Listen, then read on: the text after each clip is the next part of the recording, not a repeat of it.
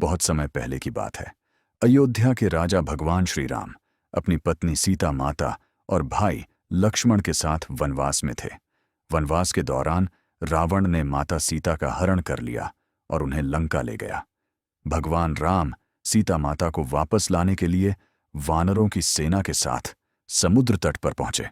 उन्हें लंका जाने के लिए समुद्र पार करना था, लेकिन लंका तक कोई पुल या नाव नहीं थी। समस्या बहुत बड़ी थी।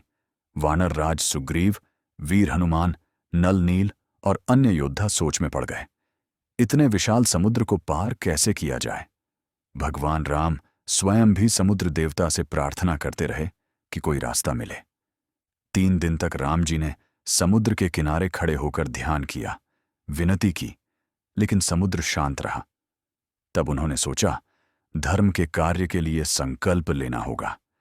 भगवान राम ने अपने धनुष पर बाण चढ़ाया और समुद्र को सुखाने का विचार किया। तभी समुद्र देवता प्रकट हुए और बोले, प्रभु, आपके बाण की शक्ति से सारा जीवन समाप्त हो जाएगा। मैं मार्ग देता हूं, आप नल और नील को कहें कि वे पुल बनाएं। नल और नील 2 वानर भाई वास्तुकला में निपुण थे। समुद्र देवता ने बताया कि उन दोनों को वरदान मिला है, वे जो पत्थर भी पानी में फेंके वह डूबेगा नहीं। पुल बनाने का कार्य आरंभ हुआ। वानर सेना ने जंगलों से बड़े बड़े पत्थर लाने शुरू किए और समुद्र में डालने लगे। लेकिन आश्चर्य की बात थी कि कुछ पत्थर डूब रहे थे। तब भगवान राम ने स्वयं जाकर देखा। नल और नील ने बताया कि पत्थर तो वरदान के अनुसार नहीं डूबने चाहिए, पर शायद कुछ और कारण है। तभी एक साधारण वानर ने सुझाव दिया, पत्थरों पर प्रभु का नाम लिखकर डालते हैं। हनुमान जी ने एक पत्थर पर राम लिखा और समुद्र में डाला। वो पत्थर तैरने लगा। वानरों ने जयकार लगाई। अब सभी वानर पत्थरों पर राम लिखकर उन्हें समुद्र में डालने लगे और वे सभी पत्थर समुद्र पर तैरने लगे। इस तरह राम नाम की शक्ति से पुल बनना शुरू हो गया। क्यों हुआ ऐसा? यह सवाल हर किसी के मन में आया कि जब नल नील को वरदान था, तब पत्थर तैरे क्यों नहीं? और जब राम नाम लिखा गया, तभी पत्थर क्यों तैरने लगे? भगवान राम मुस्कुराए और बोले, मेरे नाम में ही मेरी शक्ति है।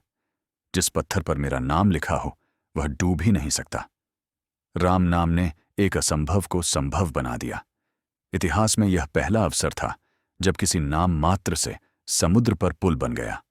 यह कोई साधारण बात नहीं थी, यह राम नाम की चमत्कारी शक्ति का जीवंत प्रमाण था। इस घटना से यह सिद्ध हुआ कि राम नाम भौतिक नियमों को बदल सकता है। राम नाम केवल मुक्ति का मार्ग नहीं, बल्कि असंभव को संभव बनाने वाली दिव्य शक्ति है। कहानी से सीख, राम नाम केवल जपने या बोलने का साधन नहीं है, वह ईश्वर का जीवंत रूप है।